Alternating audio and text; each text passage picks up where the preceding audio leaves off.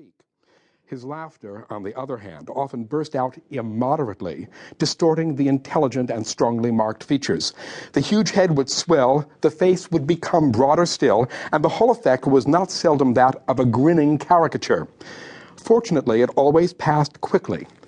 The chin had a longish cleft in the middle and on both sides, which gave it the shape of a mussel shell and a special peculiarity of its own. Another marvelous description of Beethoven, of both appearance and personal attitude, comes to us from one Frau von Bernhard, who had come to Vienna to study piano in the late 1790s. And now I quote Frau von Bernhard. When he, Beethoven, came to us, he used to stick his head in the door to make sure there was no one in the room that he disliked. He was small and plain-looking with an ugly, red, pock-marked face. His hair was quite dark and hung shaggily around his face. His clothes were very commonplace.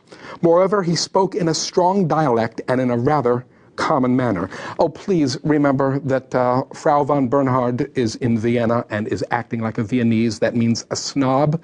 Beethoven is from the other side of the Rhine, that strange and barbaric Germania. For the Viennese, to think about someone from Bonn would be like a Florentine thinking about a Sicilian, the way a Parisian might think about a French Canadian, the way a New Yorker would think about someone from Cleveland. Oh, kind of from the sticks. In general, his whole being did not give the impression of any particular cultivation. In fact, he was unmannerly in both gesture and demeanor. He was incredibly haughty. I myself have seen the mother of Princess Lichnowsky, the Countess Thun, go down on her knees before Beethoven as he lolled on the sofa, begging him to play something at the piano. But Beethoven would not.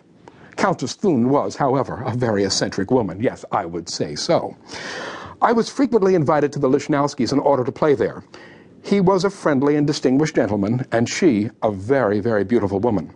I still remember clearly both Haydn and Salieri sitting on a sofa on one side of the small music room, both carefully dressed in the old-fashioned way, with bagwig and silk hose and shoes, whereas even here Beethoven would come dressed in the informal fashion of the other side of the Rhine, really, really almost ill-dressed. Unquote.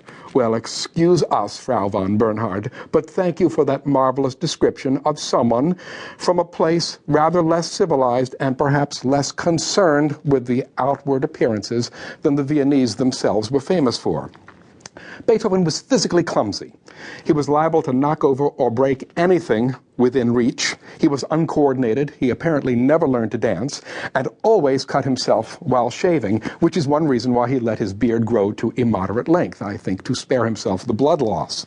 He had big problems cutting the quill pens he needed for copying in ink, and apparently he was incapable of sharpening a pencil without breaking it. So as a result, for his sketching, which he did in pencil, he had to buy these extremely thick gauge pencils from a carpentry supply store, and that's one reason why when we look at Beethoven's sketchbooks, the smear of pencil lead would seem to be even greater than the visible portion of paper underneath it.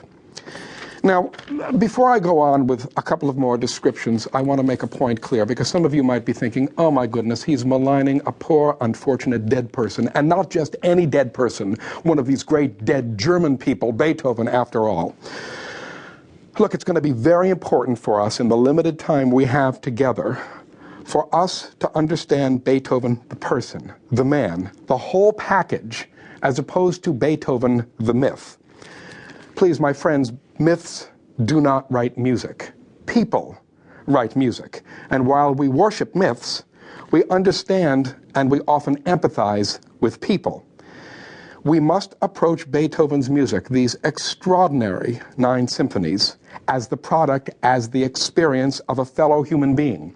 In doing so, we will be able to embrace these works. We will be able to consume them. We can press them to our collective bosoms. We can resonate with them. We can understand them. We can understand Beethoven's experience. We can become one with Beethoven through his music. So, no myth-making here. We've got to deal with a person who is a composer. Now, we're surrounded by imagery that reinforces this idea of Beethoven, the myth.